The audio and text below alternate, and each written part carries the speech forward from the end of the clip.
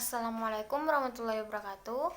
Perkenalkan, nama saya Anis Artika Ramadhani dengan NIM 80802000015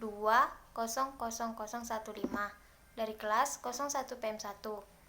Baiklah, di sini saya akan mempresentasikan materi dari kelompok 1 sampai dengan kelompok 4 yang berjudul yang pertama, fungsi ragam bahasa, yang kedua, diksi atau pilihan kata, yang ketiga, kalimat, yang keempat, paragraf. Baiklah, saya akan menjelaskan materi yang pertama, yaitu fungsi ragam bahasa. Apa sih fungsi ragam bahasa?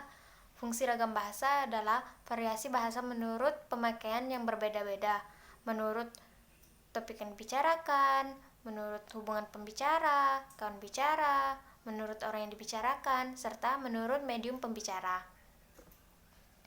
Fungsi ragam bahasa memiliki sifat-sifat. Sifat-sifatnya terdiri dari 10.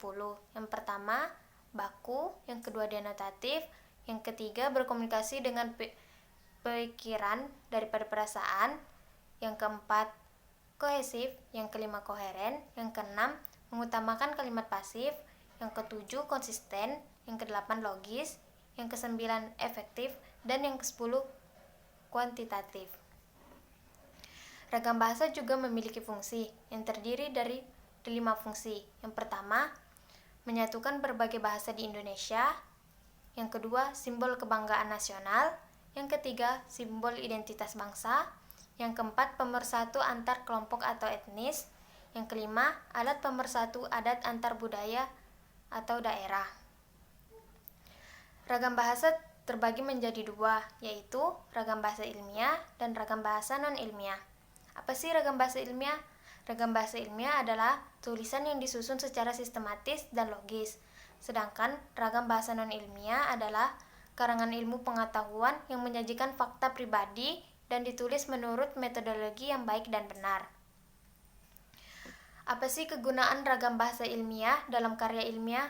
Nah, kegunaannya adalah sangat dapat mengetahui ragam ilmiah, kita bisa menyempurnakan bahasa yang kita gunakan dalam karya ilmiah.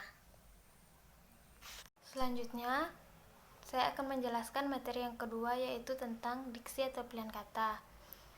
Adapun dari pengertian diksi, yaitu adalah suatu kata yang tepat dan selaras dengan penggunaannya dalam menyampaikan sebuah gagasan atau cerita yang meliputi gaya bahasa, ungkapan, pilihan kata, dan lain-lain, sehingga didapatkan efek sesuai dengan yang diinginkan.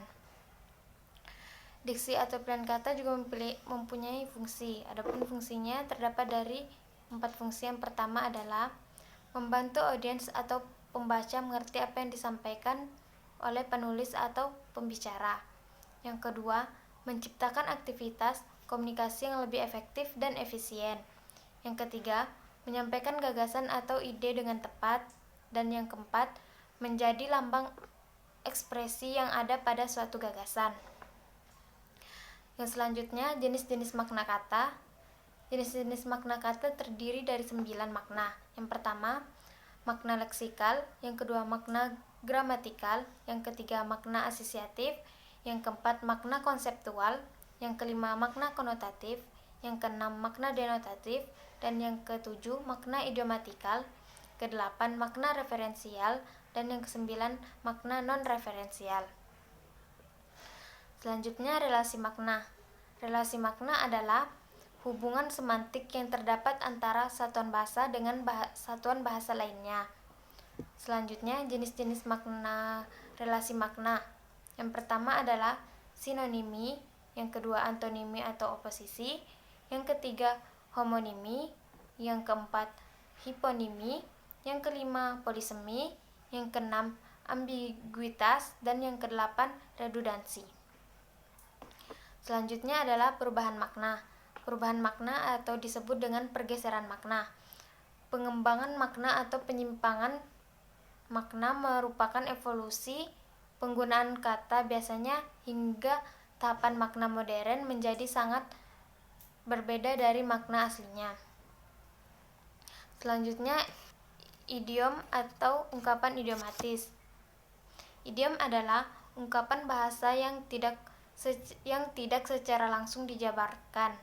Contohnya adalah banting tulang yang berarti kerja keras, gulung tikar yang berarti bangkrut, angkat kaki yang berarti pergi. Selanjutnya, ungkapan idiomatis. Ungkapan idiomatis adalah konstruksi yang khas pada suatu bahasa, yang salah satu unsurnya tidak dapat dihilangkan atau digantikan. Contohnya, terjadi atas, yaitu terjadi dari, disebabkan karena yang berarti disebabkan oleh. Baiklah, selanjutnya saya akan menjelaskan materi yang ketiga, yaitu kalimat. Apa sih kalimat itu? Kalimat adalah satuan bahasa yang mengandung suatu pikiran lengkap. Dalam sebuah kalimat, paling kurang mengandung suatu objek dan predikat. Kalimat dalam suatu lisan diucapkan dengan suara naik turun dan keras di sela jeda akhir, dan diakhiri dengan sebuah intonasi akhir. Dalam wujud tulisan berhuruf Latin, kalimat dimulai dengan sebuah huruf kapital dan diakhiri dengan tanda titik, tanda tanya, dan tanda seru. Kalimat mempunyai unsur yang pertama, subjek, yang kedua predikat, yang ketiga objek, yang keempat pelengkap, dan yang kelima keterangan. Kalimat juga mempunyai inti. Inti kalimat adalah kepingan dari elemen yang utama dan penting di sebuah kalimat yang terdiri atas subjek, predikat, objek, dan pelengkap. Selanjutnya, kalimat juga mempunyai pola. Kalimat yang kita pakai sesungguhnya bisa dikembangkan ke dalam sebuah kalimat dasar yang sangat terbatas. Dengan perkataan lain, semua kalimat yang kita gunakan berasal dari beberapa sebuah pola kalimat dasar saja. Selanjutnya, kalimat juga mempunyai jenis-jenis.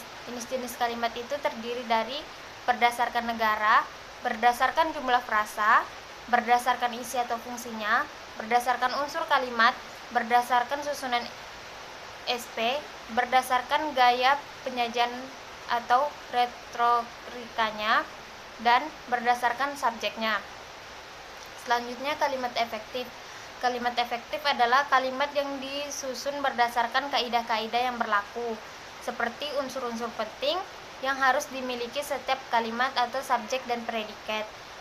Memperhatikan ejaan yang disempurnakan serta cara memilih kata atau diksi yang tepat dalam kalimat.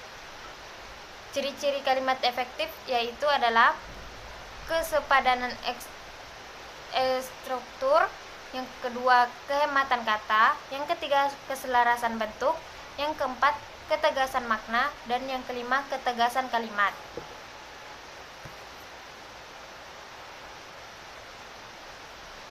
Baiklah, selanjutnya materi yang keempat atau materi yang terakhir yaitu paragraf. Paragraf adalah kumpulan kalimat yang biasanya mempunyai ide pokok dan penulisannya sedikit menjorok ke dalam dan menggunakan garis biru.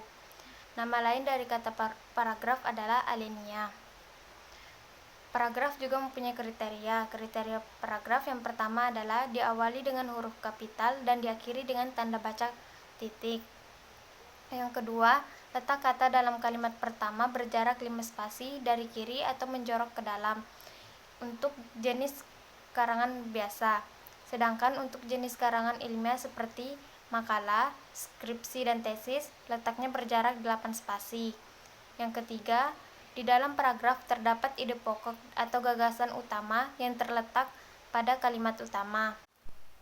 Selanjutnya, yang keempat, kalimat selanjutnya disebut kalimat penjelas yang berfungsi untuk menerangkan isi kalimat utama tadi.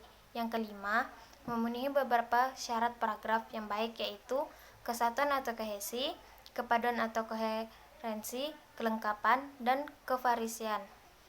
Jenis-jenis paragraf terdapat 3. Yang pertama, jenis paragraf berdasarkan kalimat utamanya, jenis paragraf berdasarkan isinya, jenis paragraf berdasarkan fungsi dan tujuannya. Jenis pengembangan paragraf terdapat 10 pola pengembangan paragraf. Yang pertama, pola klimaks atau antiklimaks, pola kausalitas, pola sudut pandang, pola definisi luas, pola pertentangan, pola perbandingan, pola generalisasi, pola klasifikasi, pola analogi, dan pola contoh. Jenis paragraf berdasarkan letak kalimat utamanya ada 4 macam. Yang pertama, paragraf deduktif, yang kedua paragraf induktif, yang ketiga paragraf campuran, dan yang keempat paragraf generatif. Jenis paragraf berdasarkan tujuan penulisannya ada 5 macam. Yang pertama, paragraf narasi. Yang kedua, paragraf deskripsi. Dan yang ketiga, paragraf persuasi.